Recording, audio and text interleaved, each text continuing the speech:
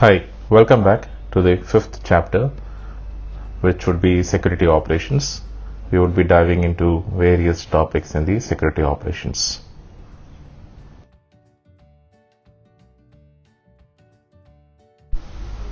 What is a security awareness training? The first option is a process of teaching employees how to improve customer service skills. The second option is a process of teaching employees how to use software and hardware tools to improve productivity. The third option is a process of teaching employees how to protect the physical security of an organization. The fourth option is the process of educating employees about the importance of data protection and how to identify and avoid security threats. So if you analyze each and every single option, the first option is the process of teaching employees how to improve customer service skills. So security awareness training is not about the customer service skills, and even security awareness training is not teaching the employees how to use the software and hardware. That would be a training for the software or the specific hardware tools. The third option, which says that teaching employees how to protect the physical security of an organization. Security awareness is not only about the physical security of an organization. So the answer is the fourth option, which is a process of educating employees about the importance of data protection and how to identify and avoid security threats. So security awareness training is a process of educating employees about the importance of data protection, how to identify and avoid security threats, and how to respond to security incidents.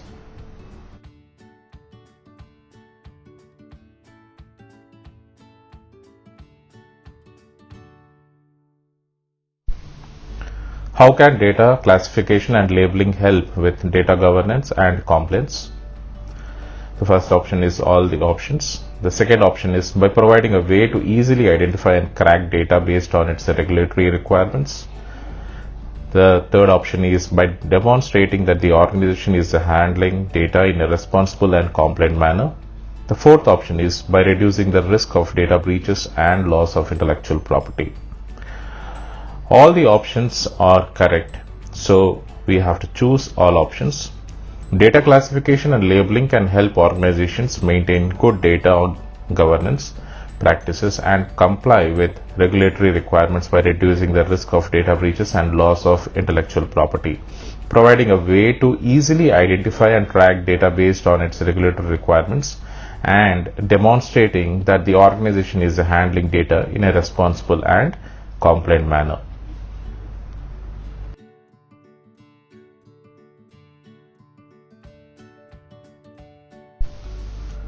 What is the main difference between education, training, and awareness? The first option is education focuses on theoretical knowledge, training focuses on practical skills, and awareness focuses on providing information about policies, procedures, and cybersecurity risks and threats. The second option is education focuses on providing information about policies and procedures, training focuses on theoretical knowledge, and awareness focuses on practical skills. The third option is education focuses on creating a security culture, training focuses on practical skills, and awareness focuses on theoretical knowledge. The fourth option is education focuses on practical skills, training focuses on theoretical knowledge, and awareness focuses on creating a security culture. The main difference between education, training, and awareness is that education focuses on theoretical knowledge that provides a comprehensive understanding of cybersecurity concepts and principles, whereas training is focused on developing specific skills and competencies to perform a task or a job. In the context of cybersecurity, training involves providing individuals with hands-on experience in using security tools, technologies, and techniques, and awareness focuses on creating a security culture within an organization and to raise general awareness of cybersecurity risks and threats among individuals. So the first option is correct, which is the education focuses on theoretical knowledge, training focuses on practical skills, and awareness focuses on providing information about policies, procedures, and cybersecurity risks and threats.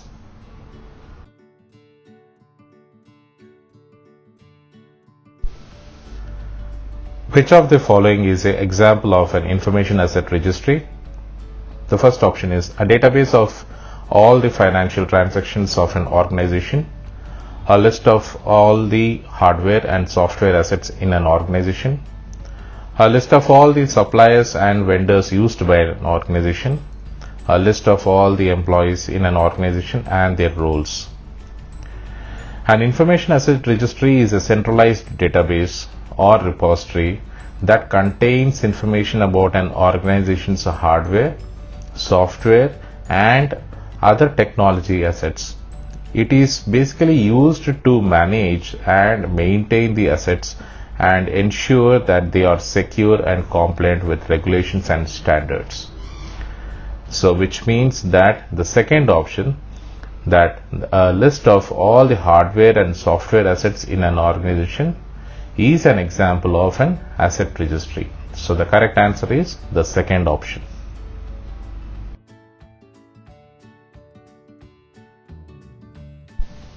What is egress monitoring? Monitoring incoming network traffic to detect and prevent unauthorized access. Monitoring the behavior of network users to detect and prevent unauthorized access. Monitoring outgoing network traffic to detect and prevent unauthorized access. Monitoring the performance of network devices to detect and prevent unauthorized access. Whenever we talk about egress, you have to always remember that it is with regards to the outgoing traffic. So the egress monitoring is the practice of monitoring outgoing network traffic to detect and prevent unauthorized access to an organization's network resources. This basically can include monitoring for data exfiltration attempts, unauthorized access to sensitive resources, and also the use of unauthorized network services.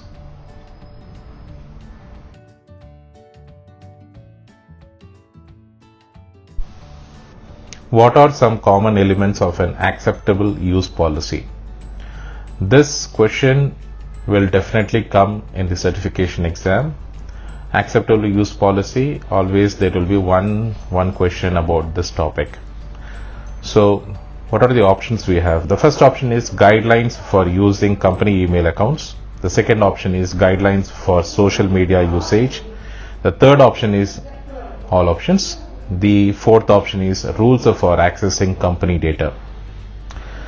Basically, an acceptable use policy can include guidelines for a variety of company resources, including email accounts, data access, and social media usage. It can also cover other topics such as computer and network usage, software installation, and remote access. The specific elements of an AUP will vary depending on the organization's needs and priorities. So the correct answer is the third option, which is the all options. So acceptable use policy is basically for the guidelines for using the company email accounts, social media usage, and also accessing the company data.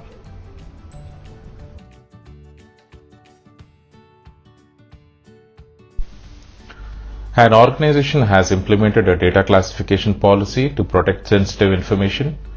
What is the purpose of data classification? To modify data to reflect changes or updates, to create new data from existing data sources, to store data in multiple locations for redundancy, to apply access controls to data based on its sensitivity. The purpose of data classification is to apply access controls to data based on its sensitivity, which helps protect sensitive information from unauthorized access, modification, or disclosure.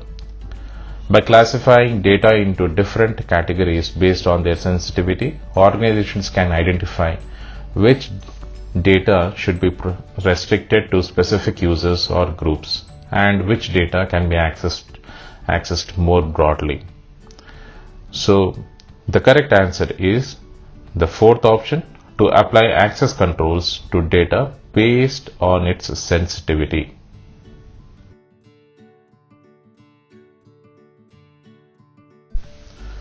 What is the purpose of encryption? to hide information from unauthorized access, to modify information to make it more secure, to delete information permanently, to compress information for storage.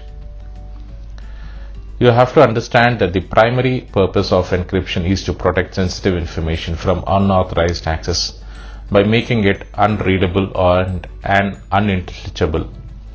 So this helps to ensure the confidentiality and privacy of the information, especially when it is being transmitted over an unsecured network or stored on an unsecured device. So the first option is the correct one, to hide the information from unauthorized access.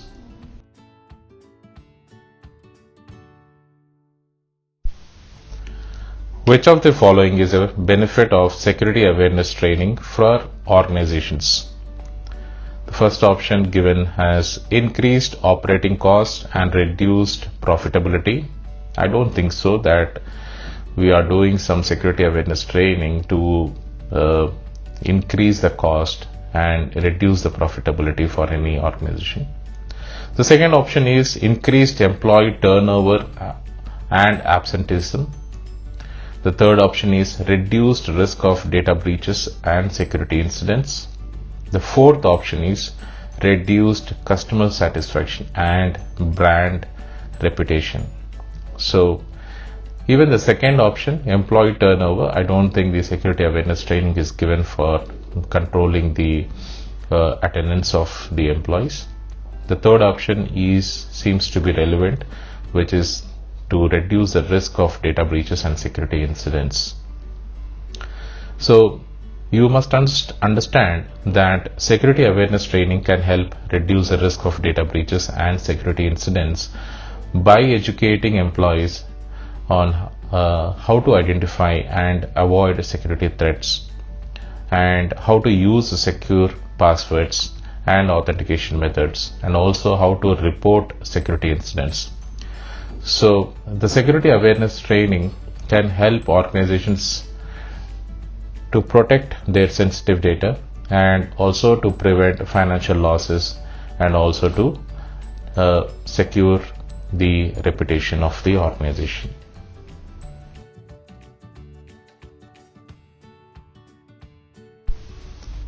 What is the purpose of logging and monitoring security events? To identify security vulnerabilities in an organization's systems and networks, to provide a record of security events for auditing and forensic purposes, to detect and respond to security incidents in real time, to increase network bandwidth and performance. While logging and monitoring security events can help organizations identify vulnerabilities in their systems and networks and provide a record of security events for auditing and forensic purposes, the primary purpose is to detect and respond to security incidents in real time.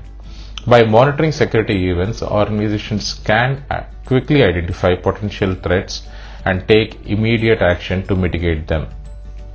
So the correct answer is the third option, to detect and respond to security incidents in real time.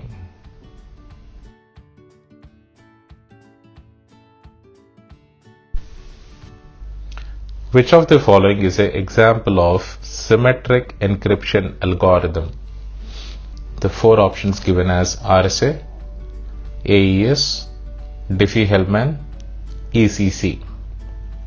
AES stands for Advanced Encryption Standard, which is widely used symmetric encryption algorithm. RSA and ECC are examples of asymmetric encryption algorithms. Diffie-Hellman is an asymmetric key exchange protocol, not an asymmetric encryption protocol. So the correct answer is AES, which is a symmetric encryption algorithm.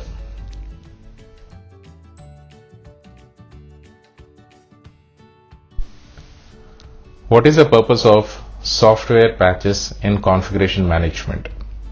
To optimize the performance of hardware devices, to upgrade the operating system of a server, to add new features to software applications, to fix security vulnerabilities and bugs in software applications. Software updates and patches are released by software vendors to address security vulnerabilities and bugs in their products.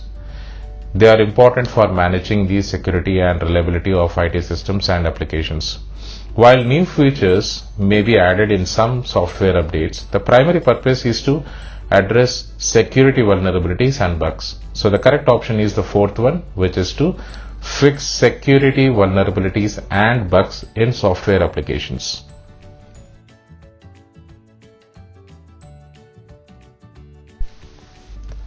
Which of the following is not a component of a digital signature? The options are an encryption key, a digital certificate, a hash function, a message, or a document. So again, you have to understand that the question has been asked to identify the component of a digital signature which is not available as part of the actual components. So if you read the options, the first one is an encryption key. Does the digital signature has an encryption key? I don't think so. The second option is a digital certificate. Yes, the digital signatures will be having a digital certificate, and it will also consist the hash function, and there is also some sort of a message as part of the document. So the second, third and fourth options are a component of a digital signature, whereas the first option, the encryption key, is not a component of a digital signature. So the correct answer is the encryption key.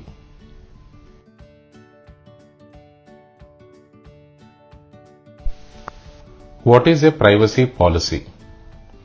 A legal document that outlines an organization's data protection practices and how it handles personal information. Second option is a document that outlines an organization's financial policies and procedures.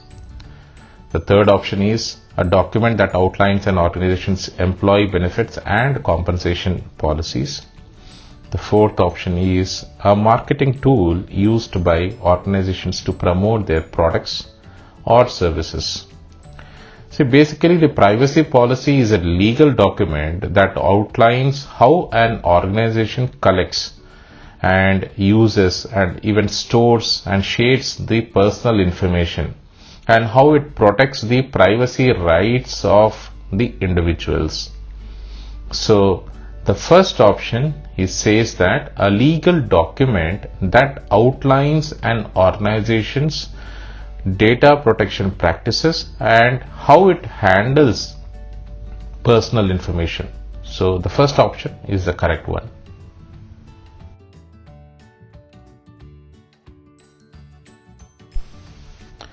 What is the difference between an information asset inventory and information asset catalog? An inventory is a list of all information assets, while a catalog provides detailed information about each asset.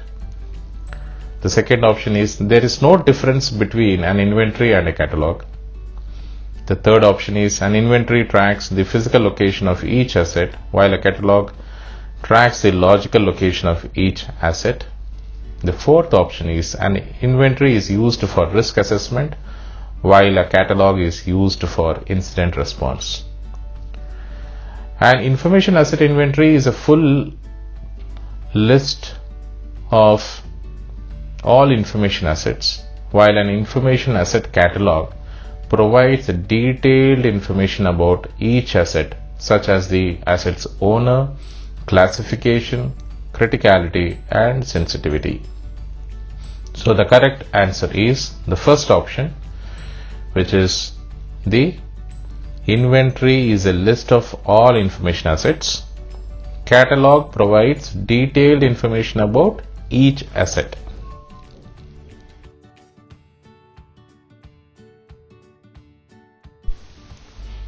What is the benefit of real-time monitoring of security events? The first option is it increases network bandwidth and performance. The second option is it allows organizations to respond to security incidents more quickly. The third option is it reduces the need for data backups. The fourth option is it allows organizations to identify potential security threats at a later time. So, real-time monitoring of security events allows organizations to detect and respond to security incidents as they occur, rather than after the fact that they have already taken place. So, this can be critical for mitigating the impact of security incidents and minimizing damage to an organization's systems and data. So, the correct answer is the second option, which is it allows organizations to respond to security incidents more quickly because you are monitoring it on real-time basis.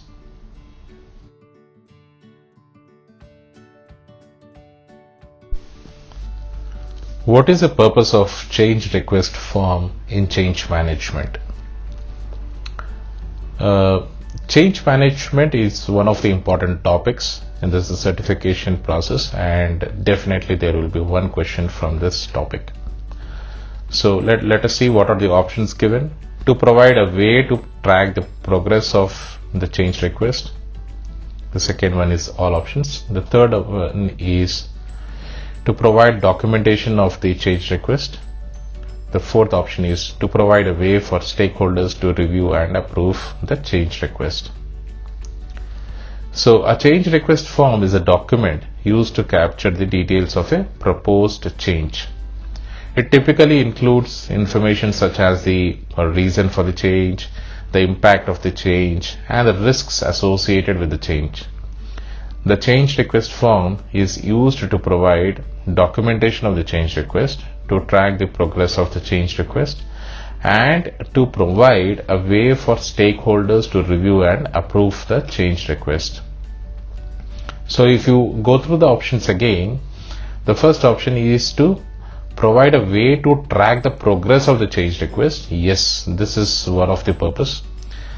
The third option is to provide documentation of the change request. Yes, that is also one of the requirements and an attribute of a change management.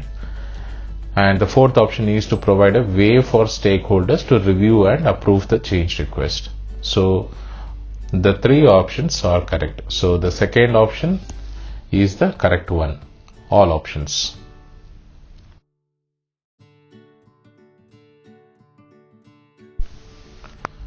What is the role of communication in change management in cybersecurity? To inform employees about changes to security measures, to delegate responsibility for changes to a third-party provider, to increase the complexity of security measures, to keep changes confidential, to prevent leaks. So, communication is a critical component of change management in cybersecurity. It is important to inform employees about changes to security measures, both to ensure that they are aware of new risks and to ensure that they are prepared for any changes that may impact their work. Communication can also help to build trust and support for changes among employees, increasing the likelihood of their success. Keeping changes confidential is generally not necessary or advisable, as it may hinder communication and limit the effectiveness of change management efforts. So the correct answer is the first option, to inform employees about changes to security measures.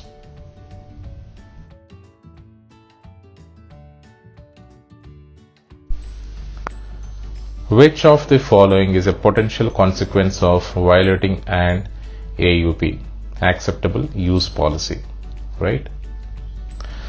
The first option is public shaming. The second option is disciplinary action up to and including termination. The third option is a written warning. The fourth option is a monetary fine. So, acceptable use policy, the consequences for violating such policies can vary depending on the severity of the violation and the organization policies. However, disciplinary action up to and including termination is a common consequence for serious policy violations.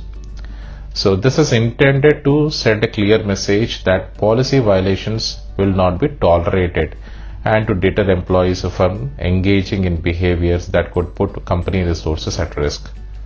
Other consequences may include loss of access to company resources, legal action, or criminal prosecution. So the best answer is the second option, disciplinary action up to and including termination.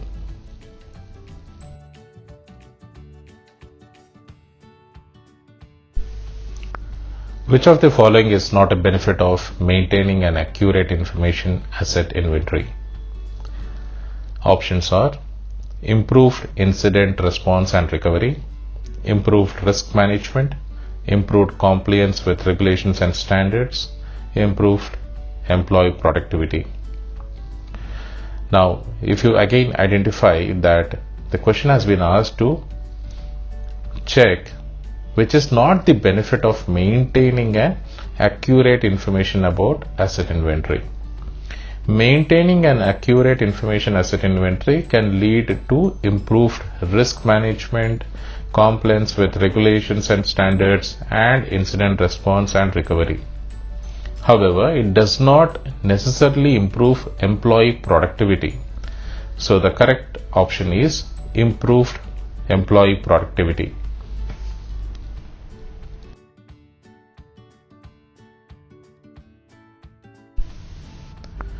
Which of the following is an example of a key exchange algorithm used in symmetric encryption?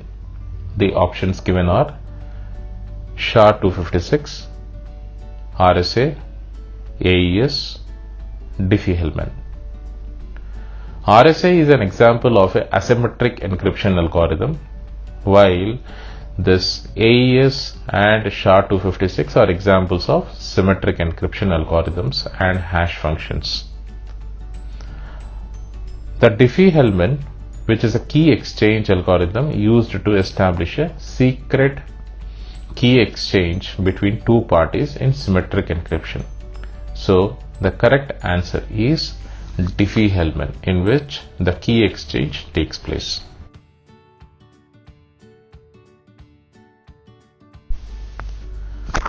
What is a common challenge associated with bring your own device policy, BYOD policy?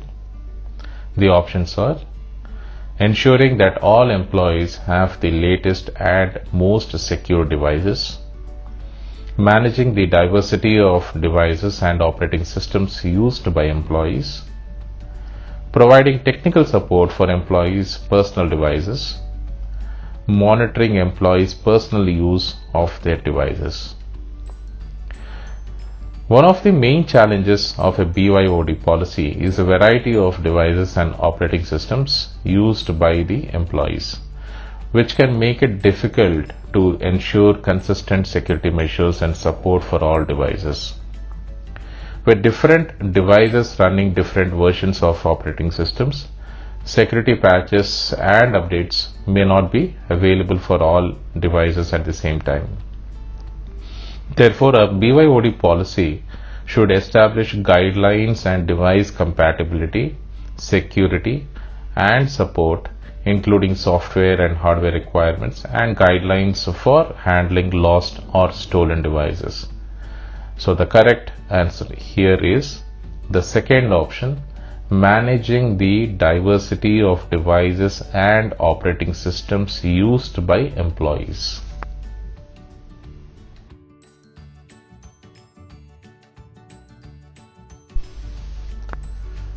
Which of the following is not a component of change management? Change evaluation and planning, service desk management, change request management, change advisory board. Service desk management is not a component of change management. It is a separate process that involves providing support and assistance to end users for IT related issues. So the three components, that change evaluation and planning, change request management, change advisory board, or the components of a change management, whereas the service desk management is not a component of change management. So the correct answer is the second option, service desk management.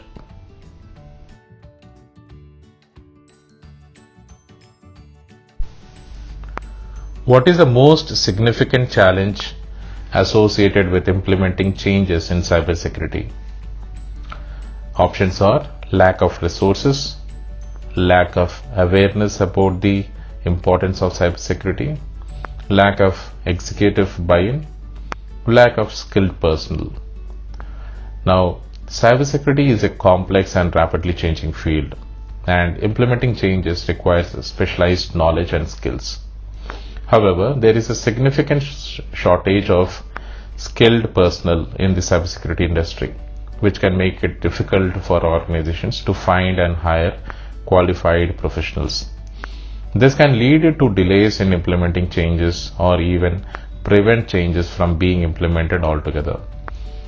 Therefore, lack of skilled personnel is the most significant challenge associated with implementing changes in cybersecurity. So the correct answer is lack of skilled personnel.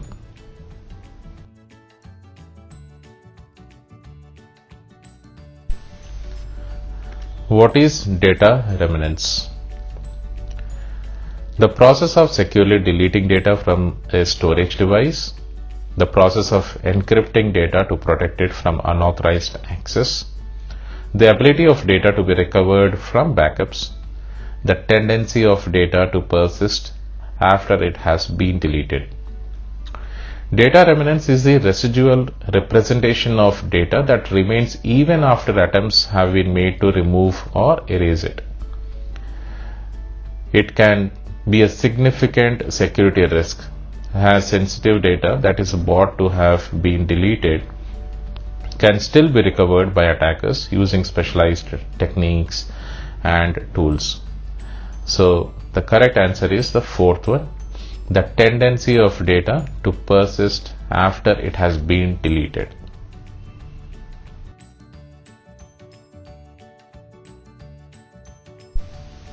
What is the primary purpose of a bring your own device policy? The options are to require employees to purchase company approved devices, to allow employees to use their personal devices for work related tasks, to prohibit the use of personal devices for work related tasks, to ensure that employees use company provided devices only. We must understand that the BYOD policy is designed to allow employees to use their personal devices such as smartphones, tablets, laptops for work-related tasks. This can increase productivity and convenience for employees as they can work from anywhere at any time using the devices they are most comfortable with. However, a BYOD policy should also establish guidelines and requirements for device security, data protection, and acceptable use. This is to ensure that company data is protected and employees are using their devices appropriately. So the correct option here is to allow employees to use their personal devices for work-related tasks.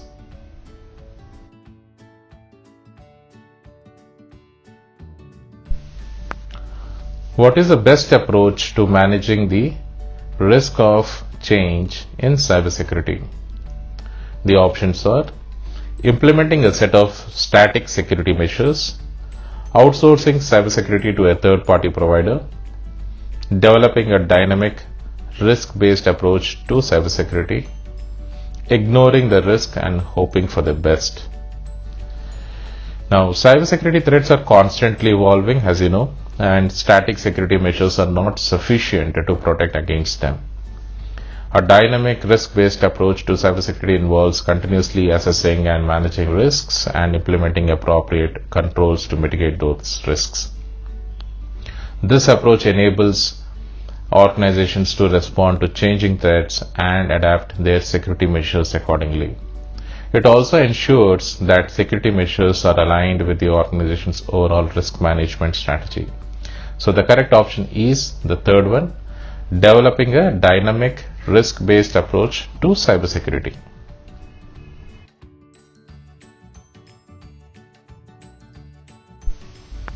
What is the difference between data backup and data archiving? Options are: data backup is for short-term storage of data, while data archiving is for a longer-term storage of data. The second option is data backup is for disaster recovery purposes, while data archiving is for regulatory compliance purposes. The third option is data backup is for storing multiple versions of data, while data archiving is for storing only one version of data. The fourth option is there is no difference between data backup and data archiving. So if you analyze the options, the last option, which says that there is no difference between data backup and data archiving, it's incorrect. The third option, data backup is for storing multiple versions of data, while data archiving is for storing only one version of the data, which is again incorrect because data archiving can also have multiple versions. The second option is data backup is for disaster recovery purposes, while data archiving is for regulatory compliance purposes. Data backup is not necessarily for disaster recovery purposes. So the second option is also incorrect. The first option is data backup is for short-term storage of data and data archiving is for longer term storage of data. Yes, this is the correct option. Basically, the data backup is for a short-term storage of data to protect against data loss in the event of a disaster or system failure, while the data archiving is for a longer-term storage of data for regulatory compliance or historical preservation purposes.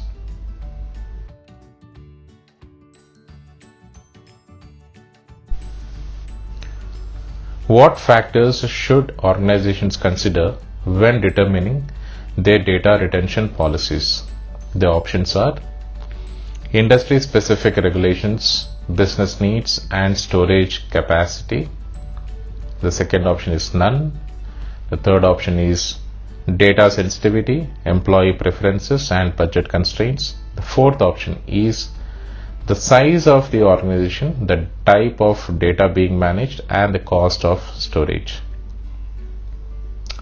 Organizations should consider a variety of factors when determining their data retention policies, which includes the legal and regulatory requirements specific to their industry, their own businesses, and the needs and objectives, and also their storage capacity. So by taking all these factors into account, organizations can ensure that their data retention policies are both effective and practical.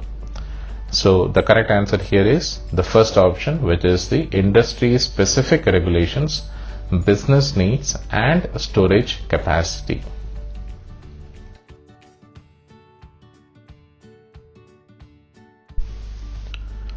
Which of the following is a potential use case for hash functions? The options are password storage, data compression, digital signature verification, data encryption. So let us understand that hash functions can be used to store passwords securely by creating a one-way hash of the password and storing it instead of the actual password. This way, if an attacker gains access to the password database, they cannot easily retrieve the original passwords. Hash functions can also be used for data integrity checking, digital signature verification, and also for other security applications. So the correct answer is password storage.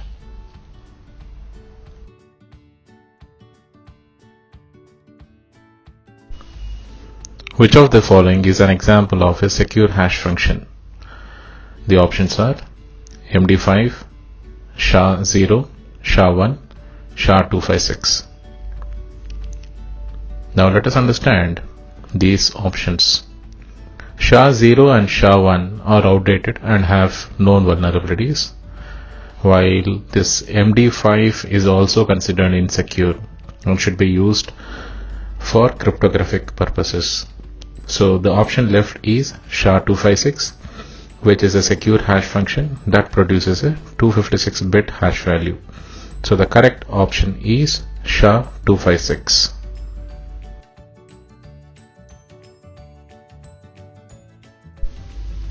A company uses labels to identify different types of data based on their sensitivity, such as public, confidential, and top secret. What is the purpose of data labeling? The options are to create new data from existing data sources, to modify data to reflect changes or updates, to store data in multiple locations for redundancy, to apply change access controls to data based on its sensitivity. We must understand that the purpose of data labeling is to identify different types of data based on their sensitivity, which helps determine how data should be accessed, used, and protected. By labeling data with different sensitivity levels, organizations can apply access controls that restrict access to sensitive data only to users who need it, while allowing more open access to less sensitive data. So the correct option is the fourth one, which is to apply access controls to data based on its sensitivity.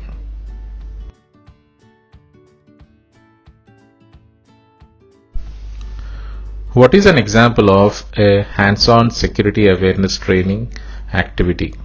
The options are watching a video about password security, phishing simulation exercises, reading an article about data privacy, taking a multiple choice quiz about cyber threats. Now, the question is being asked that what is the hands-on security awareness training activity? The first option is just watching a video, so which is not a hands-on training activity. So the first option is ruled out. Second option is phishing simulation exercises. In phishing simulation exercises, we do some hands-on training activity. So it seems to be the possible answer. The third option is reading an article about data privacy. This is again, it's not an hands-on. The fourth option is taking a multiple choice quiz about cyber threats. This is again a kind of taking a examination, which is not again a hands-on training. So the correct option is phishing simulation exercises. Phishing simulation exercises are an example of a hands-on security awareness training activity. They involve sending mock phishing emails to employees to test their ability to identify and report suspicious messages.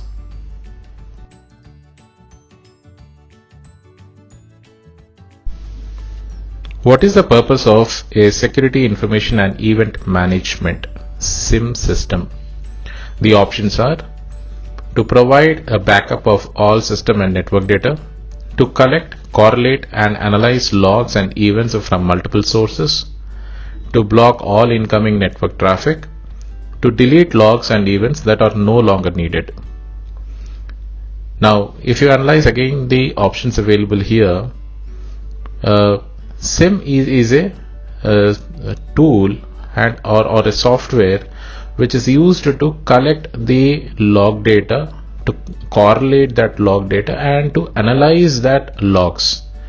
So the correct option is the second option, to collect, correlate, analyze logs and events from multiple sources.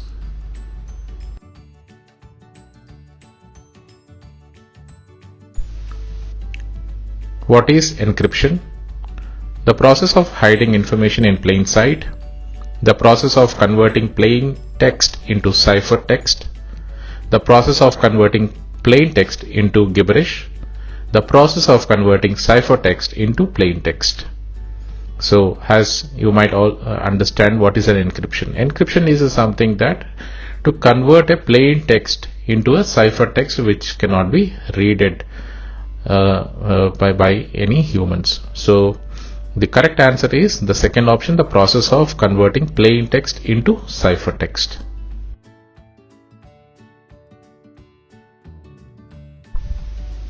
Which of the following is a key component of effective change management in cybersecurity?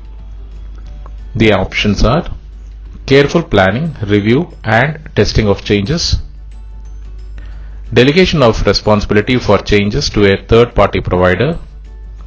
Third option is ignoring potential risks associated with changes. The fourth option is rapid implementation of changes to security measures. Effective change management in cybersecurity requires careful planning, review and testing of changes. This helps to identify potential risks and ensure that changes are effective and don't cause unintended consequences. Rapid implementation of changes without review and testing can lead to disruptions or even security breaches. Similarly, delegation of responsibility for changes to a third-party provider can lead to a loss of control and increased risk.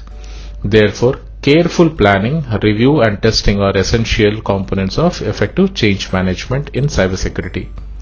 So the correct answer is the first option, careful planning, review and testing of changes.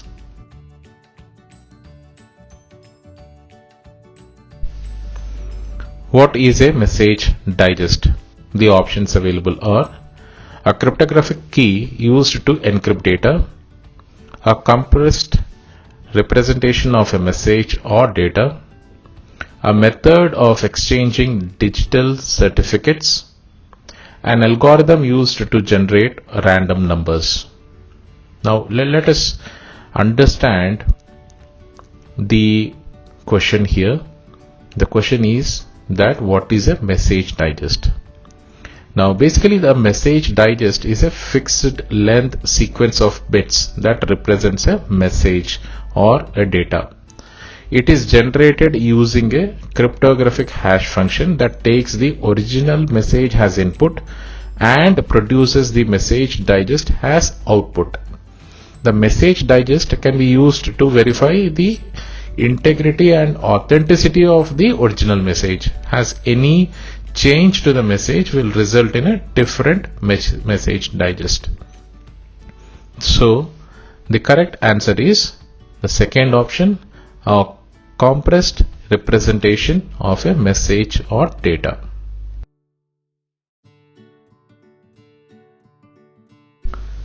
Why is it important to regularly review and update an AUP? AUP stands for Acceptable Use Policy. The options available are to keep the policy up to date with changing technology and security risks, to make the policy more restrictive and limit employee access, to delegate responsibility for policy management to a third-party provider.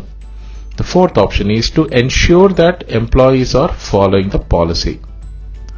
Now we have to understand that it is important to regularly review and update an AUP to ensure that it remains relevant and effective with regards to the changing technology and the security risks. Every day new threats emerge and technologies evolve.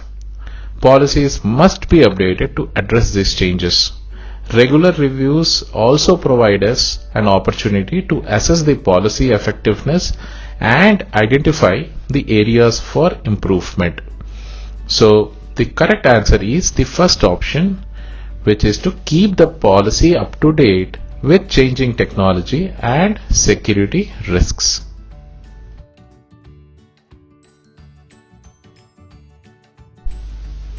What are the key topics covered in security awareness training? The options are employee benefits, HR policies, supply chain management, workplace culture.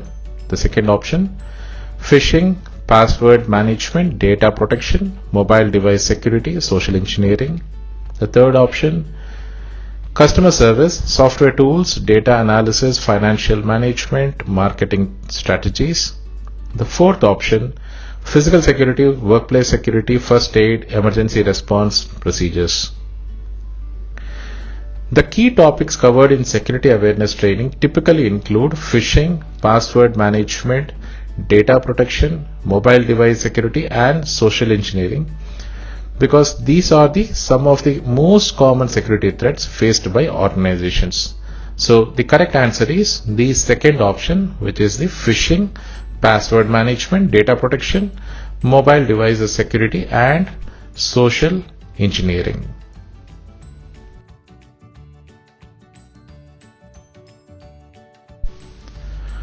What is the main purpose of an acceptable use policy?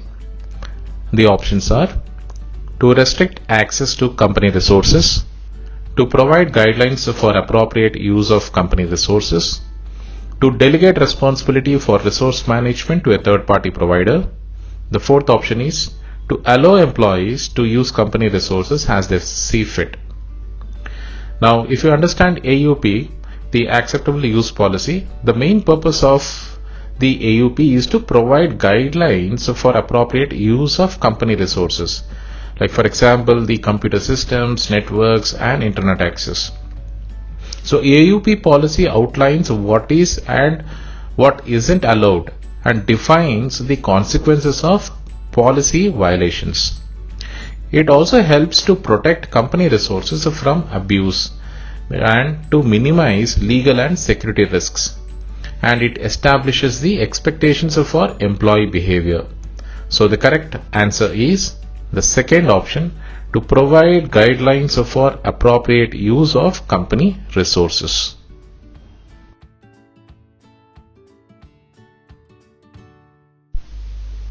What is the primary objective of change management in cybersecurity? The options are to delegate responsibility for changes to a third-party provider, to eliminate all cybersecurity risks, to increase the complexity of security measures, to minimize the impact of changes to security measures. The primary objective of change management in cybersecurity is to minimize the impact of changes to security measures. Changes to security measures can introduce new risks and increase existing ones, and can also disrupt an organization's operations if it is not implemented properly.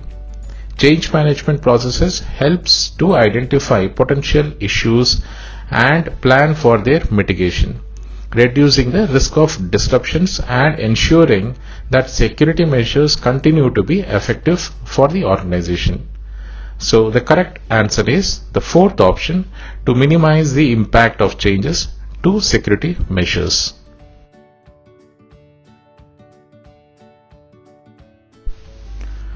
What are some best practices for data destruction? The options available are developing and implementing a data destruction policy, training employees on data destruction, and regularly auditing data destruction practices. Second option, only deleting data when storage space is needed. Third option, storing all data indefinitely regardless of its importance or sensitivity. The fourth option, none. The best practices for data destruction include developing and implementing a data destruction policy that outlines the organization's data destruction procedures, training employees on data destruction best practices, and regularly auditing data destruction practices to ensure compliance with policy and legal requirements. Additionally, organizations should consider using multiple methods of data destruction to ensure that the data is properly erased or destroyed. So the first option, which is the developing and implementing a data destruction policy, training employees on data destruction, and regularly auditing data destruction practices. So this is the correct answer.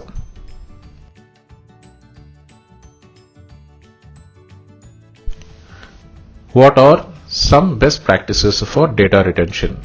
The options available are deleting all data as soon as it no longer needed, regardless of legal or business requirements, regularly reviewing and updating data retention policies to ensure compliance with changing legal and regulatory requirements. The third option is none. The fourth option is storing all data indefinitely, regardless of its importance or sensitivity. Now, the best practice for data retention includes regularly reviewing and updating data retention policies to ensure that they comply with changing legal and regulatory requirements, also with regards to the organization's own business needs and objectives.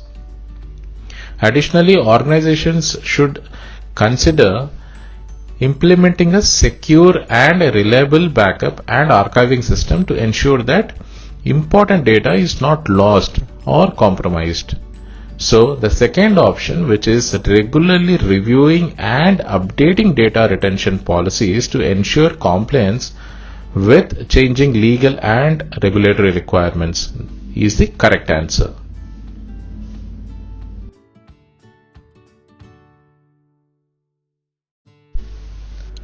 What is data destruction and why is it important for organizations?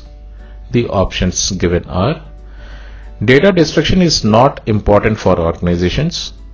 Data destruction is the process of permanently erasing or destroying data, and it is important for organizations because it helps them protect sensitive or confidential information from unauthorized access or disclosure. The third option is data destruction is the process of temporarily deleting data, and it is important for organizations because it helps them free up storage space. The fourth option is data destruction is the process of encrypting data, and it is important for organizations because it ensures that the data is protected from hackers and other cyber threats. Now, in the question, what is being asked is, what is the data destruction and why is it important for organizations? Now, data destruction is an important aspect of data management because it helps the organizations ensure that sensitive or confidential information is not accessible to unauthorized individuals, or even after the data is no longer needed, it is not available for unauthorized employees or the individuals. This is especially important for organizations that handle sensitive information such as financial institutions, healthcare providers, or even government agencies.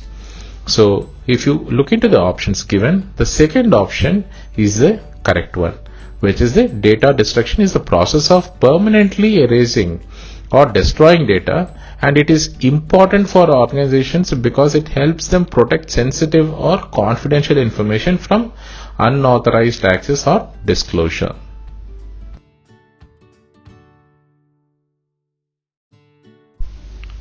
An organization has classified their data into different categories based on their sensitivity, but they are not consistently applying access controls. What is the risk of not consistently applying access controls? Data may be deleted accidentally. The organization may run out of storage space. Data may be modified without authorization. Sensitive data may be exposed to unauthorized users. So, in the question, what has been asked is, the organization has classified the data, but it is not consistently applying the access controls. So, what will happen is the data might get available for the unauthorized individuals. So the data is getting exposed to unauthorized users. So the correct answer is the fourth option, sensitive data may be exposed to unauthorized users.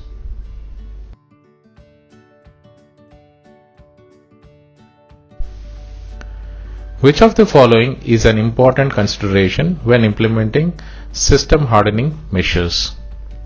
The options given are: system hardening measures should be tested and evaluated to ensure that they are effective. Second option is system performance should always be prioritized over security.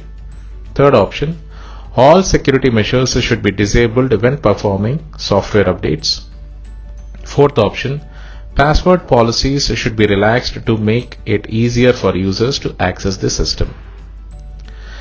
Now, we have to understand that implementing system hardening measures without testing and evaluating their effectiveness can lead to unexpected consequences, such as system downtime, user access issues, or increased risk of attacks. System performance should not be prioritized over security, and security measures should not be disabled during software updates. Password policies should not be relaxed, as this can weaken the security of the system. So, Out of all the four options, the first option, which is the system hardening measures, should be tested and evaluated to ensure that they are effective, is the correct answer.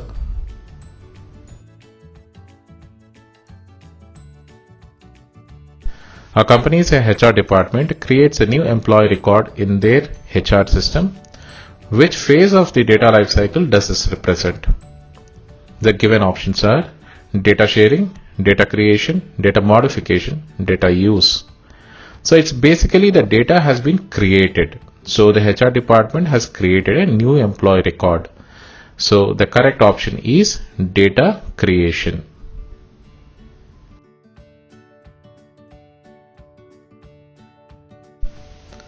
What is the role of employee training in implementing a data handling policy? Options are to ensure that all employees understand the guidelines for data handling, to ensure that all employees have access to all data, to prevent employees from accessing data, to delegate responsibility for data handling to a third-party provider. Now, the employee training is a critical component of implementing a data handling policy. By ensuring that all employees understand the guidelines of data handling, organizations can reduce the risk of data breaches and ensure compliance with regulations. Training can also help to increase employee awareness of the importance of data security, which can help to reduce the likelihood of human error or intentional misconduct. So the correct option is the first one, to ensure that all employees understand the guidelines for data handling.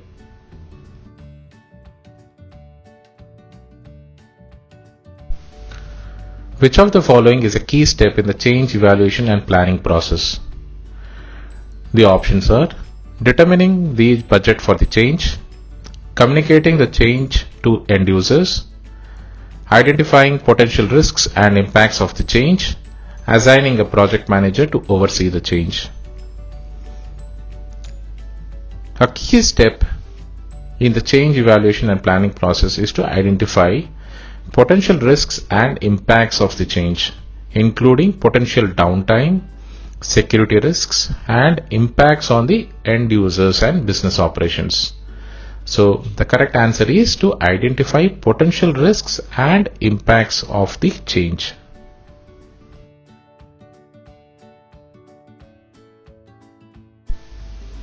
Which of the following best describes a digital signature? The options are a code that encrypts a message, an electronic image of a handwritten signature, a mathematical scheme that verifies the authenticity and integrity of a digital message or document, a password used to access a digital account. Now, a digital signature is a type of electronic signature that uses encryption and a digital certificate to verify the authenticity of a message or document and to ensure that it has not been tampered with. So the correct answer is the third option, a mathematical scheme that verifies the authenticity and integrity of a digital message or document.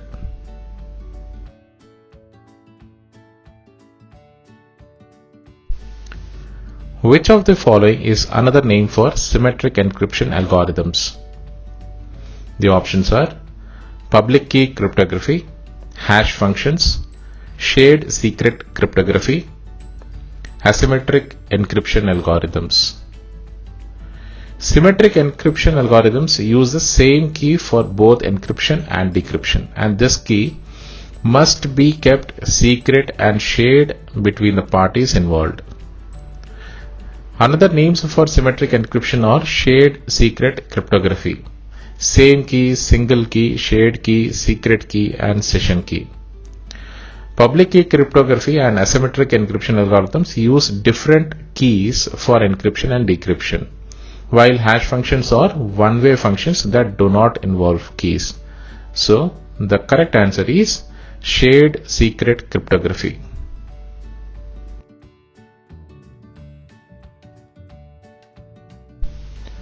Which of the following is a property of a good hash function? The options are randomness, reversibility, length variability, collision resistance. A good hash function should be resistant to collision attacks, which means it should be difficult to find two different inputs that produce the same output, which is the hash value basically. So the reversibility is not a desirable property of a hash function, as it would compromise its one-way nature, right? So the randomness and length variability are not necessary properties of a hash function. So the correct answer is collision resistance.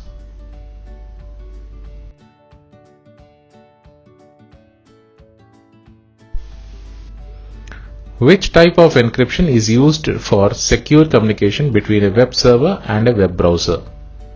The options are hash encryption, symmetric encryption, asymmetric encryption, SSL or TLS.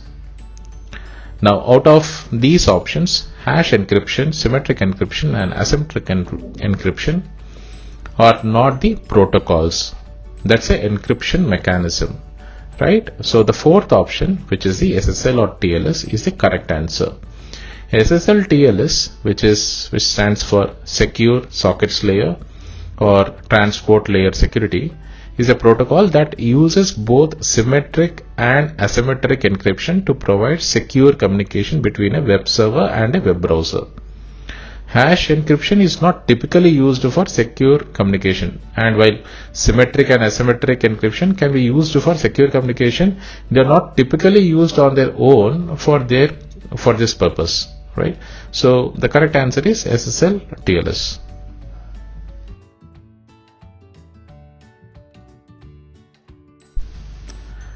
What is a common method of delivering security awareness training?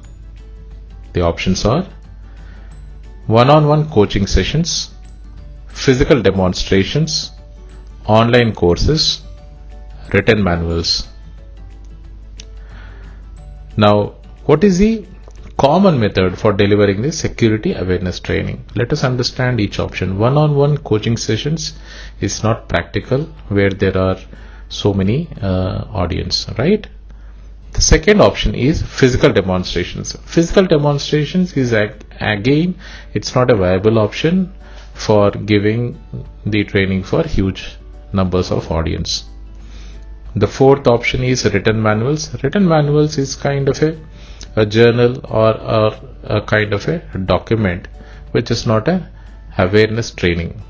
So the option left is online courses.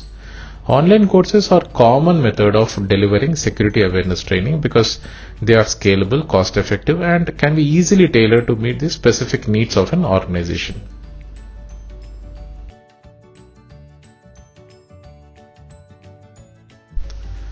Why is security awareness training important for organizations?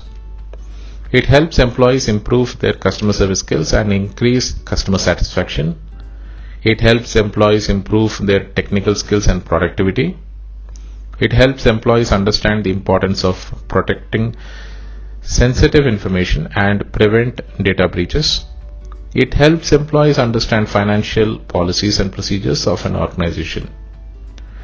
So security awareness training helps employees understand the importance of protecting sensitive information and prevent data breaches, which can result in significant financial losses and damage to an organization's reputation. So the third option is the correct answer. It helps employees understand the importance of protecting sensitive information and prevent data breaches.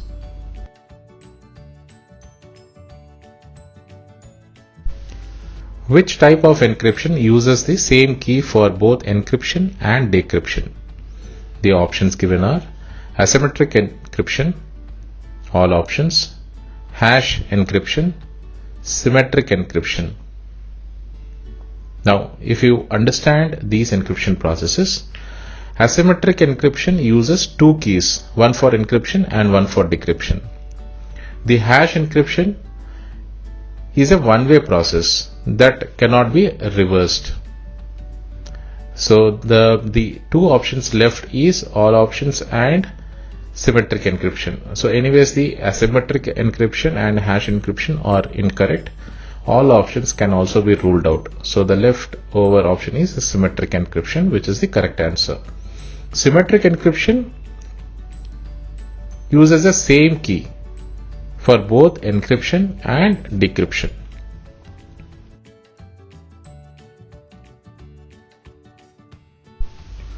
What is the difference between data classification and data labeling? The options are: neither data classification nor data labeling is important for data security.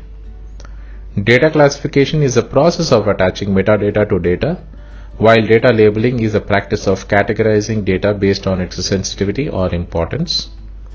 The third option is: data classification is a process of categorizing data based on its sensitivity or importance, while data labeling is a practice of attaching metadata to a data.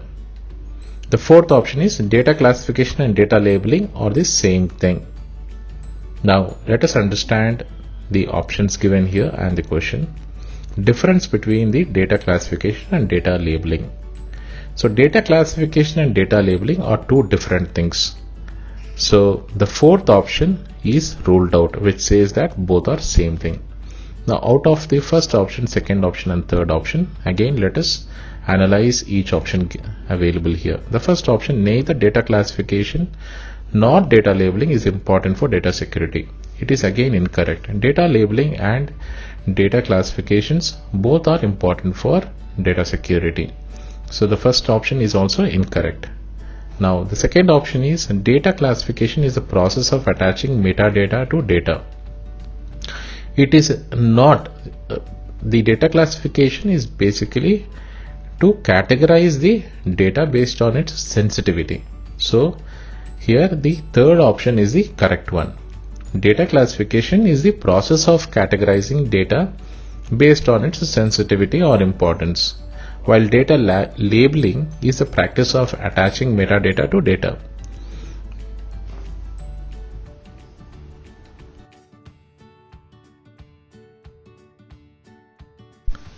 An employee downloads a customer report from the company's sales database to analyze sales trends. Which phase of the data lifecycle does this represent? The options are: data modification, data creation, data sharing, data use. So here again, if you read between the lines in the question, it is being asked that an employee has downloaded a customer report from the customer sales database.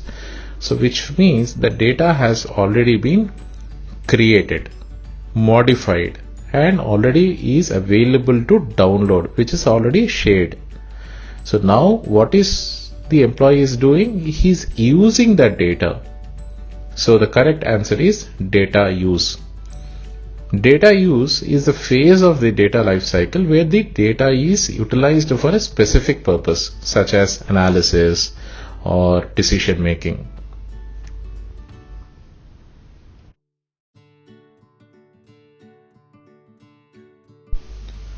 Which of the following is true about hash functions? The options are: they produce a fixed size output for any input. They are reversible functions that can be decrypted. They can be used as a replacement for a symmetric encryption. They are used for encryption and decryption of data.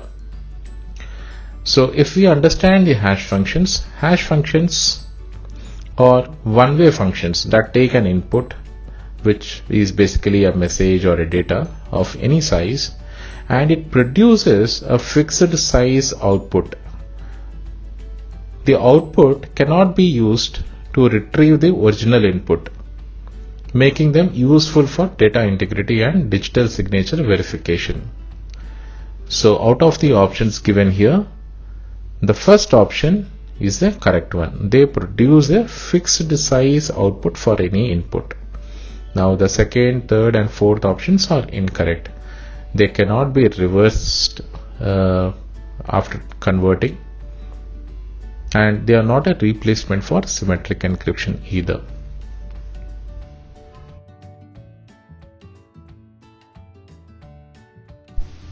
Which of the following is a key element of a rollback plan in change management? The options are identifying the steps needed to undo the change, assigning a project manager to oversee the change, identifying the risks and impacts of the change, communicating the change to end users. One of the key elements of a rollback plan is to identify the steps needed to undo the change. This includes identifying the configuration items that were changed, the order in which they need to be rolled back, and any dependencies or impacts of the rollback on other systems or processes. By having a clear plan in place, the organization can respond quickly and effectively to any issues that arise during the change management process. So the correct answer is the first option, which is to identifying the steps needed to undo the change.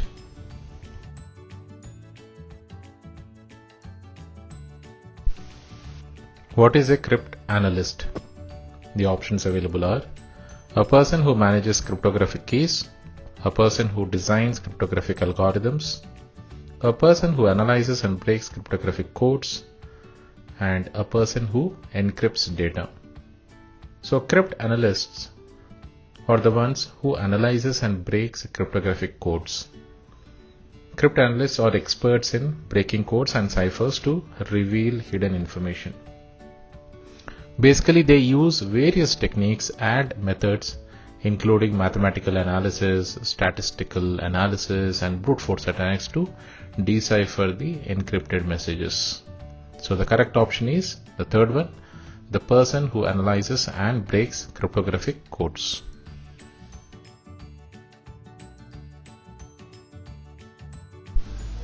Which of the following is a type of crypt analysis attack? Now we understood from the previous questions that what is a crypt analyst. The crypt analyst tries to decrypt the encrypted messages. So he does that by using various techniques. One of the popular techniques is brute force attacks. So what is a brute force attack is a technique that involves trying all possible keys or passwords to decrypt an encrypted message. Though it is a time consuming and resource intensive attack, it can effectively work against weak encryption algorithms or short keys.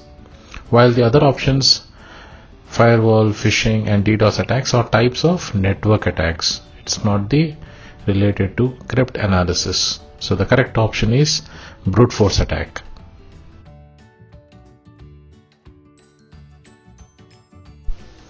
What is a baseline in configuration management? A backup of the system or application configuration, a method of automating software updates and patches, a minimum security requirements for a system or network, a record of the current state of a system or application. So basically the baseline is the minimum security requirements for a system or network, and it is used as a reference point for future comparisons to determine if any changes have been made to the system or application. So the baseline can be compared to a predefined standard to identify any deviations from the standard, which can be addressed through change management processes. So now if you look into the options, the first option is the backup of the system or application configuration, which is incorrect. The second option is method of automating software updates and patches. It is not an automation. So again, the second option is incorrect. The third option is a minimum security requirements for a system or network. Yes, that is the baseline in configuration management. So the third option is correct.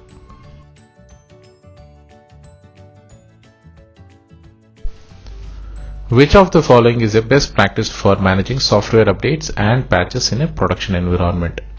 The options given are: test updates and patches in a development environment before applying them to production, apply updates and patches to all systems simultaneously, delay the installation of updates and patches until a critical issue is discovered, apply all updates and patches as soon as they become available.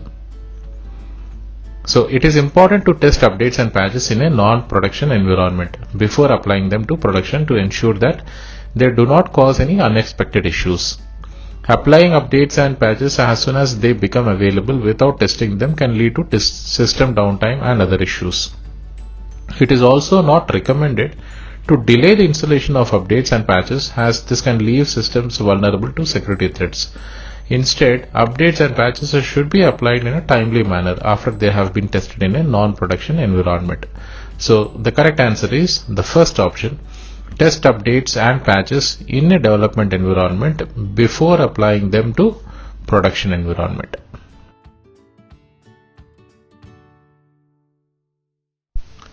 Which of the following is a key component of a data handling policy?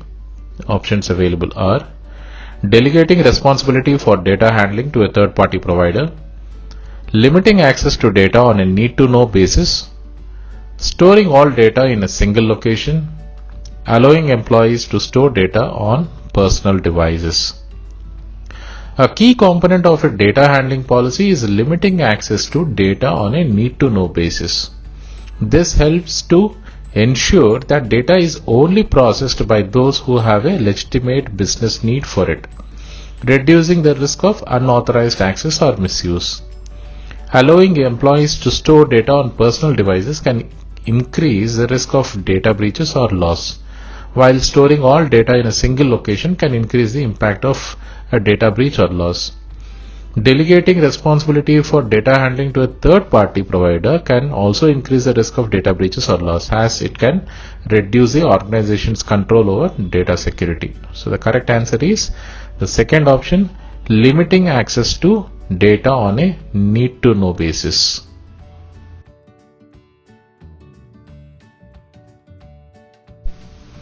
Which of the following is a common requirement for privacy policies under data protection laws? The options are: using personal data for any purpose without user consent, sharing personal data with third parties without user consent, retaining personal data indefinitely without any justification, clearly explaining the purposes for which personal data is collected and processed. Many data protection laws require organizations to clearly explain the purposes for which personal data is collected and processed, and to obtain user consent for these purposes. This helps ensure that individuals are aware of how their personal data is being used and can make informed decisions about whether to share their information with the organization. So, the correct answer is the fourth option, clearly explaining the purposes for which personal data is collected and processed.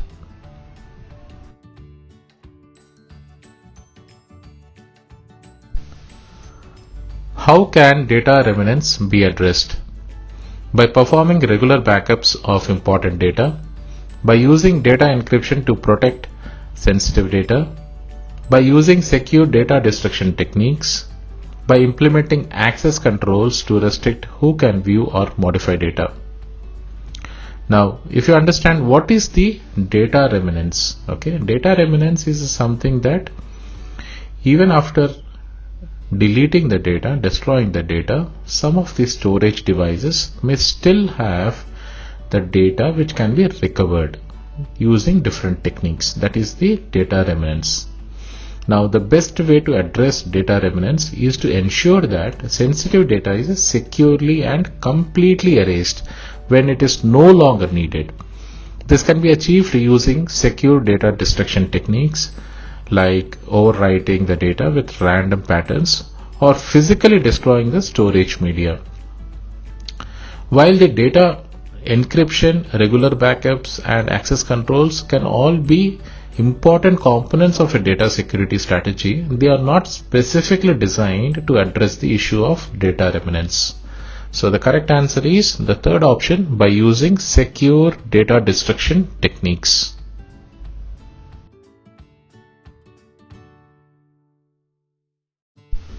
What is the purpose of a digital certificate in relation to digital signatures? Options are: to encrypt the message or document, to provide access control to the message or document, to prevent unauthorized modification of the message or document, to verify the identity of the signer. So the purpose of a digital certificate in relation to the digital signature is basically to identify the signer. So who is signing the document? It is to verify the identity. So the correct answer is the fourth option, to verify the identity of the signer.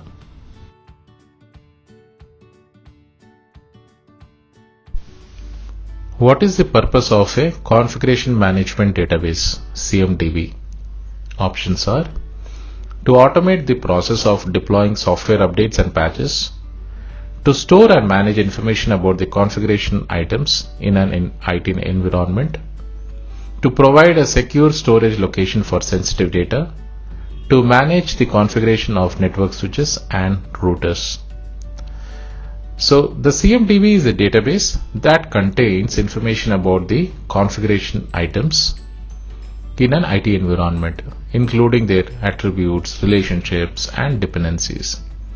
It is basically used to support IT service management processes such as incident management, problem management, and change management.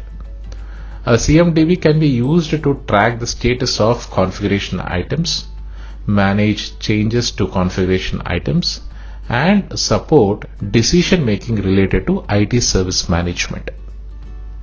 So the correct option is the second option, to store and manage information about the configuration items in an IT environment. So that is the purpose of configuration management database, CMDB.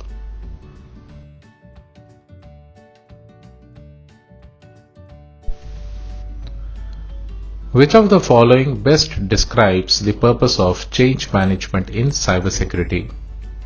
The options are: to ensure that changes are implemented quickly and without review, to prevent any changes from being made to security measures, to delegate responsibility for changes to a third-party provider, to ensure that changes are implemented in a way that minimizes risks and disruption. Now, the purpose of change management in cybersecurity is to ensure that any changes made to security measures are implemented in a way that minimizes the risk and disruption. It involves careful planning, reviews, and testing to ensure that changes are effective and don't cause unintended consequences. By implementing changes in a thoughtful and deliberate way, organizations can ensure that their cybersecurity measures remain effective and their operations remain uninterrupted. So the correct option is the fourth option, which is to ensure that changes are implemented in a way that minimizes risk and disruption.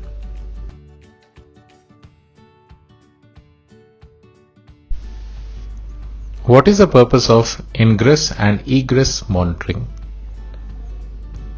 The options are: to monitor the behavior of network users to detect insider threats, to monitor the performance of network devices to optimize network performance, to detect and prevent unauthorized access to an organization's network resources, to ensure compliance with industry regulations. Now, what is ingress and egress? It's a incoming traffic and outgoing traffic. So the question is to identify the purpose of monitoring incoming traffic and outgoing traffic. So the purpose is to detect and prevent unauthorized access to an organization's network resources. So which helps to identify any potential security threats that could prevent them from causing harm to the organization. So the correct option is the third option, to detect and prevent unauthorized access to an organization's network resources.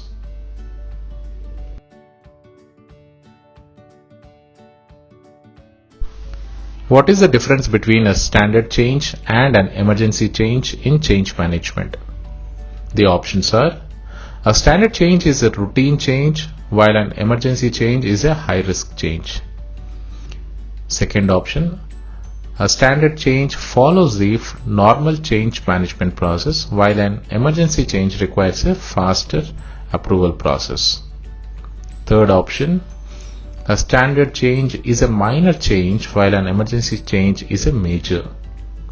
The fourth option, a standard change is pre-approved while an emergency change is not. Now let us understand the rationale of this question. A difference between the standard change and an emergency change in change management process. So the first option which is given has a standard change is a routine change while an emergency change is a high risk change. A standard change can be a routine change, but the emergency change may not be the high risk change. So the risk identification is a different process, right? So the first option is incorrect.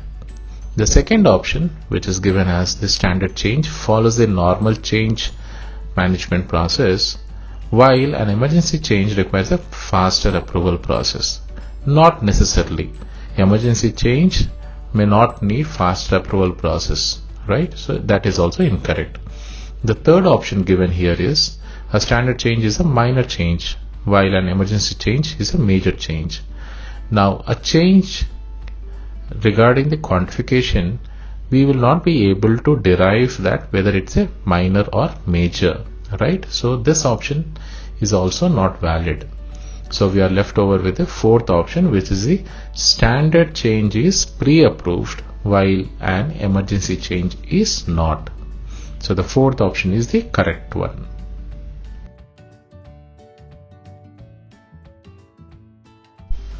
What is ingress monitoring? Ingress is nothing but incoming network traffic. The options given are monitoring incoming network traffic to detect and prevent unauthorized access, monitoring outgoing network traffic to detect and prevent unauthorized access, monitoring the behavior of network users to detect and prevent unauthorized access, monitoring the performance of network devices to detect and prevent unauthorized access. Whenever you see the word ingress, you have to look for the supportive keywords as incoming network traffic, right? So the first option is the correct answer, which is to monitor incoming network traffic to detect and prevent unauthorized access.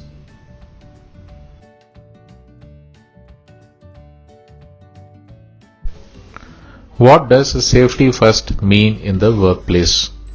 Options are: safety is the responsibility of individual employees, not the organization.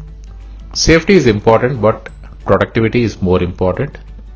Safety is only important in high-risk industries. Safety is a top priority in all work activities.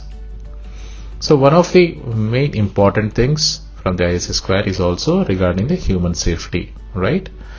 Safety first means that the safety is the top priority in all work activities. This in turn means that no job or task is more important than the safety of employees and others involved in the work. So the correct option is the fourth option. Safety is the top priority in all work activities.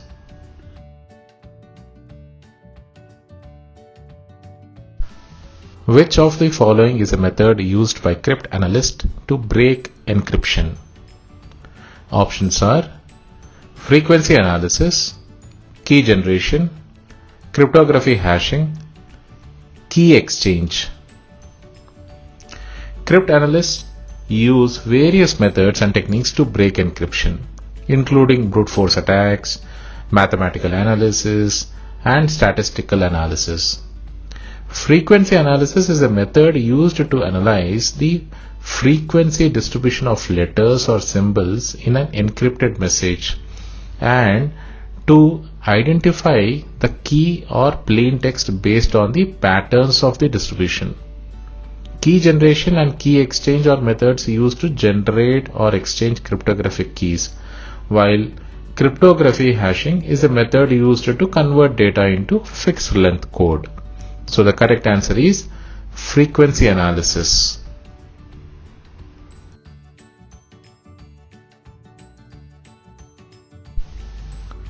Which of the following is an advantage of using symmetric encryption algorithms?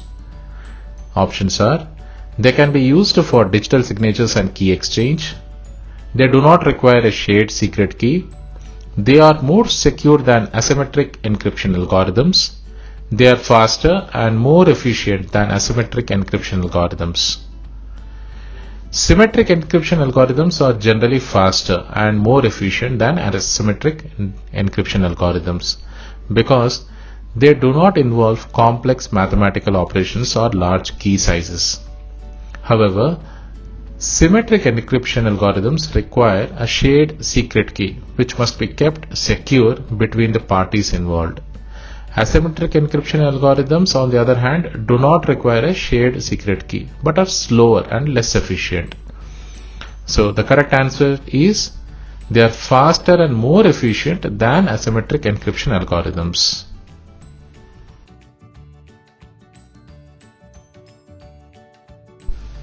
What are the 6 main phases of a data lifecycle? The options given are data creation, data analysis, data storage, data use, data destruction, data mining. Data creation, data analysis, data use, data modification, data archiving, and data mining. Data creation, data storing, data using, data sharing, data archiving, data destroying. Data creation, data analysis, data storage, data modification, data destruction. The 6 main phases of a data lifecycle are creation, storing, using, sharing, archiving, and destroying. So while the data is being created, it should be stored, it should be used, it should be shared, it should be archived, and it should also be destroyed. That is the whole life cycle of a data. Now, data mining is not a separate phase. It's included within data creation phase. Right? So, by looking into the options, the third option is the correct one, where the creation is there, storing is there, using is there, sharing is there, archiving, and destroyal is also available.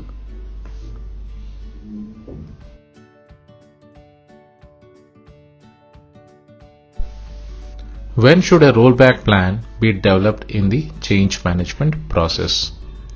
Options are during the change evaluation and planning process, after the change has been implemented in the IT environment, before the change is implemented in the IT environment, during the change request management process.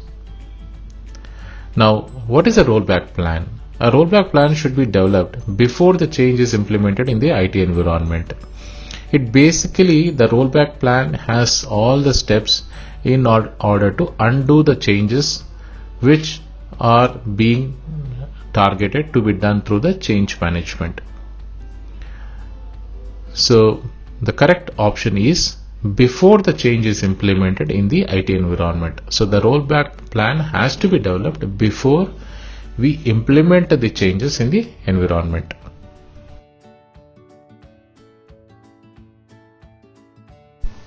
What is data retention and why is it important for organizations? The options are: data retention is the process of deleting data as soon as it is no longer needed, and it is important for organizations because it frees up storage space. The second option is data retention is the process of storing data for a specific period of time, and it is important for organizations because it helps them comply with legal and regulatory requirements. The third option is data retention is not important for organizations. The fourth option is data retention is the process of storing data indefinitely, and it is important for organizations because it ensures that all data is kept safe and secure. So if you understand what is data retention and why is it important for organizations, basically the data retention is to store the data for a specific period of time, and it is important for organizations because it helps them to comply with the requirements, various requirements, right? Legal and regulatory requirements. So the correct option is the second option.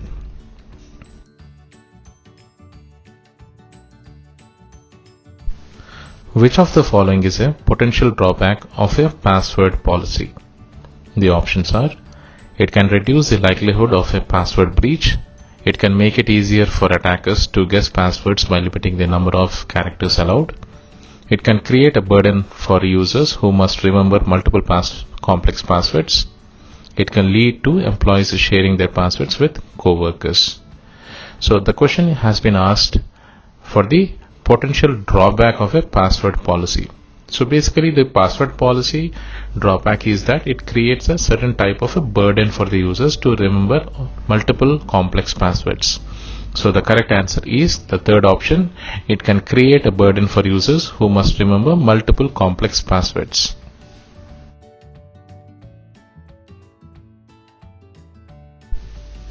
Which of the following is an example of system hardening?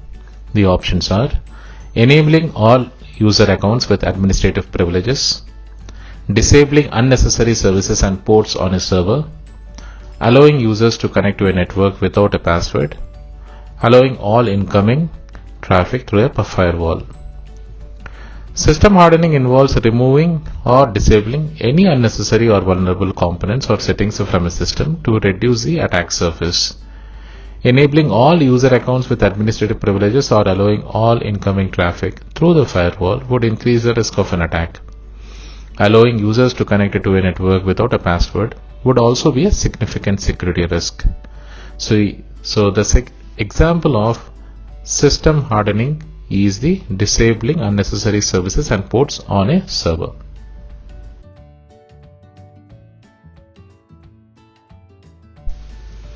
What is the purpose of Change Advisory Board in change management? Options are: to monitor the progress of changes to IT systems, to oversee the change management process, to make decisions about changes to IT systems, to approve all changes to IT systems. So the Change Advisory Board, CAB, is a group of people responsible for reviewing and evaluating proposed changes to IT systems. The CAB is responsible for assessing the impact of the change, evaluating risks, and making recommendations to the change manager. The CAB does not approve all changes to IT systems, but rather makes decisions about changes based on their impact and risk. So the correct option is the third option, to make decisions about changes to IT systems.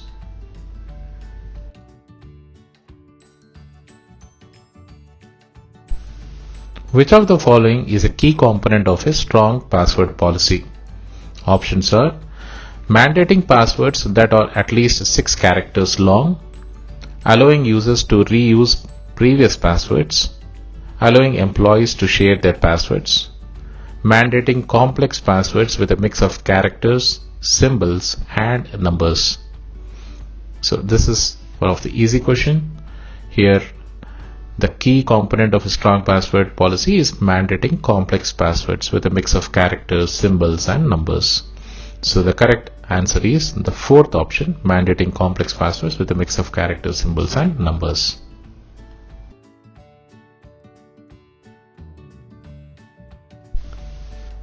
What is the purpose of system hardening?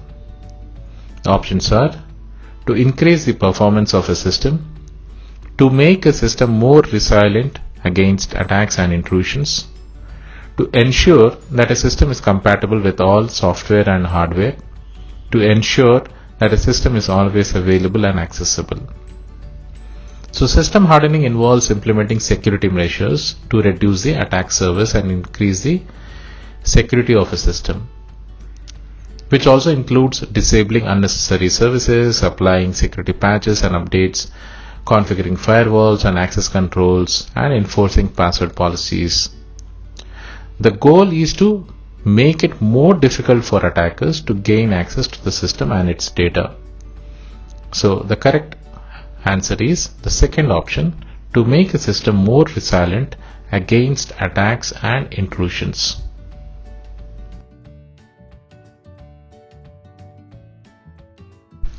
What are some methods of data destruction? Options are: archiving, metadata removal and compression, overwriting, physical destruction and degaussing.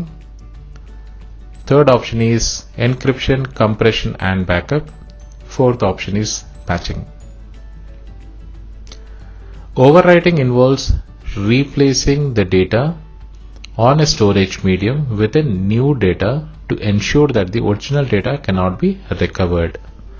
Physical destruction involves physically destroying the storage medium, such as by shredding a hard drive or melting a CD. Degaussing involves exposing the storage medium to a powerful magnetic field to erase the data. So these methods are all effective ways of ensuring that the data is no longer accessible. So what are the some methods of data destruction? So the correct answer is the second option, overwriting, physical destruction and degaussing.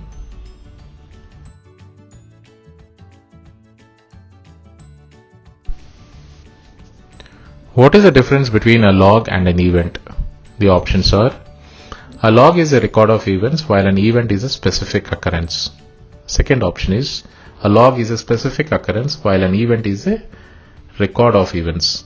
Third option is a log is a record of security related events while an event is a record of all types of events. The fourth option is a log and an event are the same thing.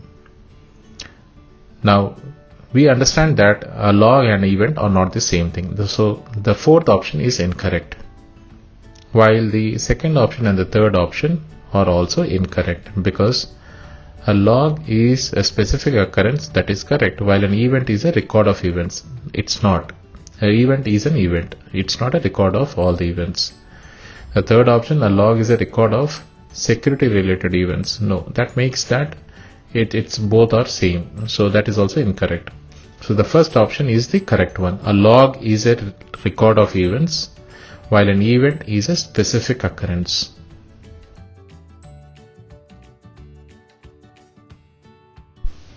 Which of the following best describes the purpose of data handling policy? Options are: to delegate responsibility for data handling to a third-party provider, to establish guidelines for the proper handling of data, to ensure that data is accessible to all employees, to prevent any access to data by employees. The purpose of data handling policy is to establish guidelines for the proper handling of data within an organization.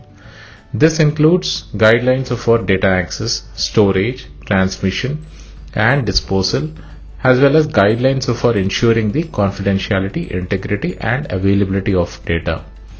By establishing clear guidelines for data handling, organizations can reduce the risk of data breaches and ensure the compliance with the regulations and protect their reputation. So the correct answer is the second option, which is to establish guidelines for the proper handling of data.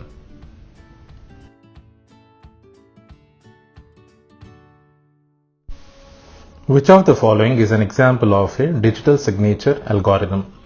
The options are HMAC, SHA-256, RSA, AES.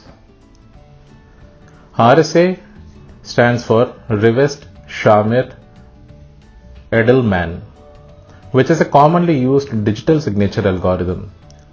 SHA-256 and HMAC are hash functions used for message authentication, while AES is a symmetric encryption algorithm used for data confidentiality. So the correct answer is RSA.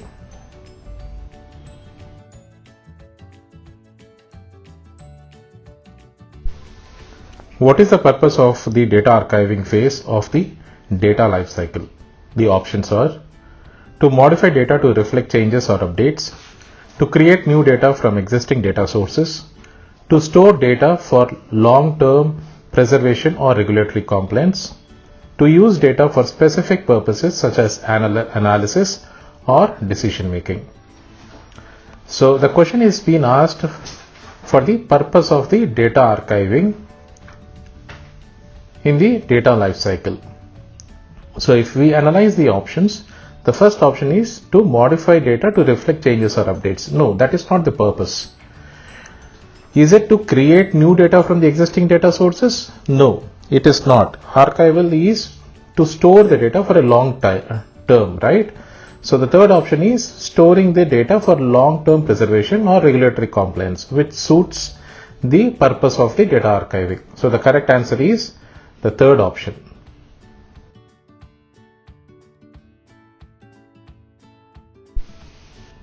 What is the role of regular audits in a data handling policy? To ensure that all employees have access to all data, to ensure that data is being handled in accordance with the guidelines, to delegate responsibility for data handling to a third-party provider, to prevent employees from accessing data. Regular audits are a critical component of a data handling policy. By regularly auditing data handling practices, organizations can ensure that data is being handled in accordance with the guidelines, and they can identify any areas that needs an improvement. Audits can also help to identify potential risks or vulnerabilities and can ensure compliance with regulations. Regular audits are essential for maintaining the effectiveness of a data handling policy over time. So the correct answer is the second option. It is to ensure that data is being handled in accordance with the guidelines.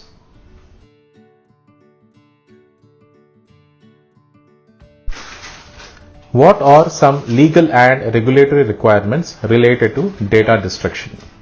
The options are GDPR, HIPAA, Sarbanes-Oxley Act, or all options. There are several legal and regulatory requirements related to data destruction that organizations should be aware of.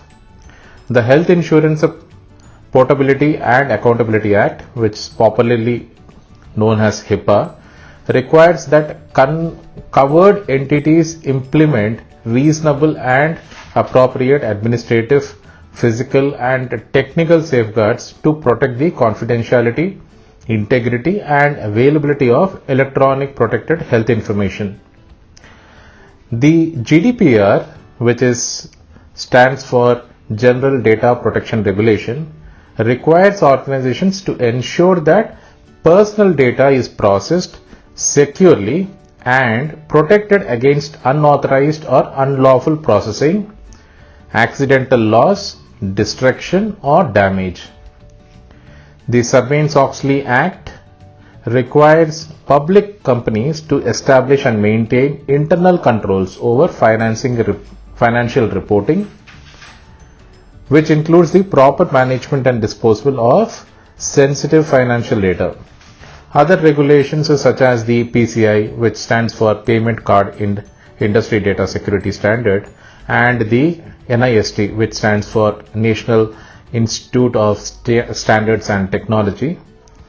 These are the cybersecurity frameworks which have also requirements related to data destruction.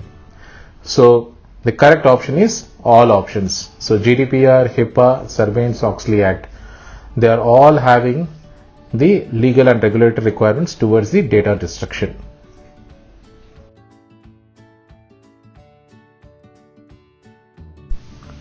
How can security awareness training be integrated into everyday work activities?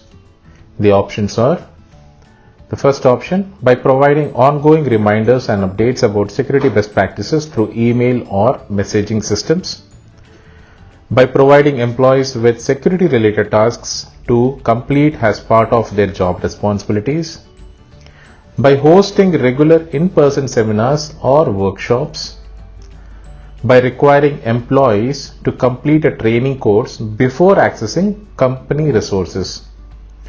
Now, basically the security awareness training can be integrated into everyday work activities by providing ongoing reminders and updates about the security best practices through email or even messaging systems.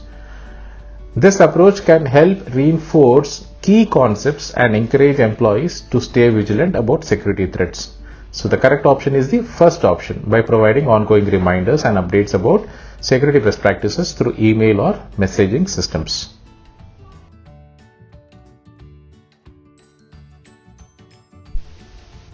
What are some examples of storage devices where data remnants can occur? The options are The first option is all options. The second option is solid state drives, hard disk drives, USB flash drives. Now we have already discussed about data remnants, and data remnants can occur on a variety of storage devices, including the hard disk drives, solid state drives, and USB flash drives. When the data is stored on these devices, it can leave traces that would persist even after attempts have been made to delete it. That is why it is important to use a secure data destruction techniques to ensure that data is completely erased and cannot be recovered by any attacker. So here the correct answer is all options. So the data remnants can happen with all this SSDs, hard drives, and also USB flash drives.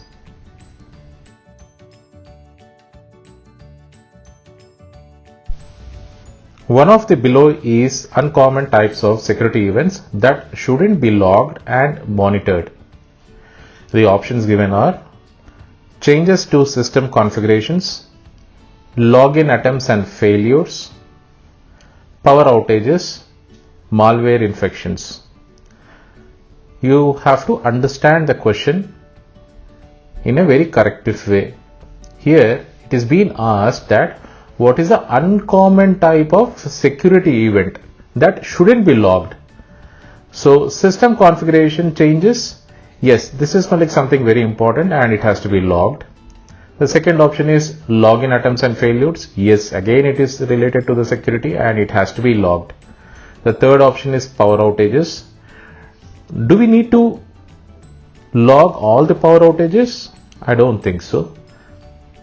And the fourth option is malware infections. Malware infections is a kind of an incident, a security incident which has to be logged, right?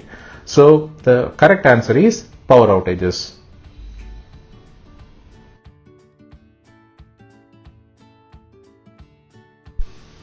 Which of the following is an example of an asymmetric encryption algorithm? The options are RC4, RSA, Blowfish, DES. RSA stands for Reversed Shamir-Edelman, which is a widely used asymmetric encryption algorithm. Blowfish, DES, and RC4 are all examples of symmetric encryption algorithms. So the correct answer is RSA.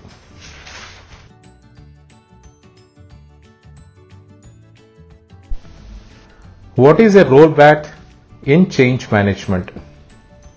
The options are the process of communicating a proposed change to end users before it is implemented in the IT environment, the process of documenting a proposed change before it is implemented in the IT environment, the process of undergoing a change that has been implemented in the IT environment, the process of testing a proposed change before it is implemented in the IT environment.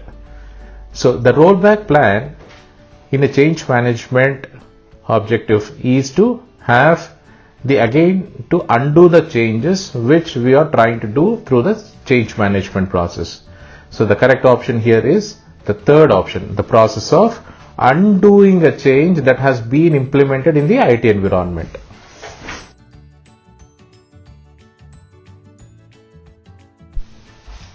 Now we have reached to end of this chapter. Please like and subscribe the channel Zero Touch Cyber. Thank you.